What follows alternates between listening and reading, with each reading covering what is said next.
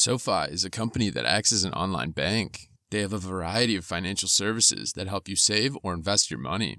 The company was created by 5 students at Stanford when they realized there has to be a better and more affordable way for taking on student loans. In early years, they went through many rounds of funding until they finally went public in 2021. The stock was up around 20% today after the company reported their first quarterly profit. They also added 585,000 new members to their platform.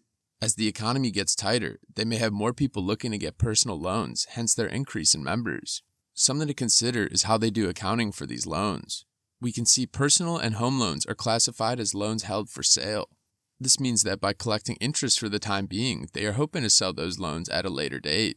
The only problem is that there aren't many buyers on the market for these personal loans. A big culprit of this is the rising interest rates. Many of these personal loans are financed at very high interest rates, which may make it a higher likelihood of default on those personal loans. I don't know about you, but if I were a large financial institution, I wouldn't be super keen on buying these loans from SoFi, as there is less of a likelihood of actually collecting interest or principal on these loans when market conditions tighten. When we look at the criteria of held for sale, this is where things could get a little tricky.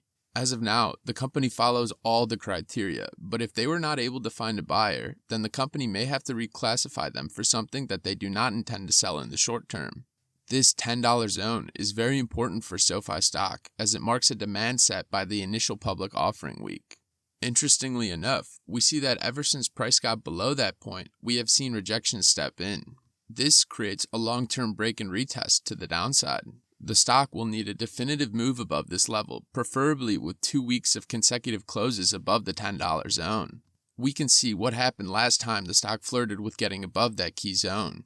Overall, investors are already starting to get more confident with the profitability they announced, although further information about those personal loans will be necessary to sentiment.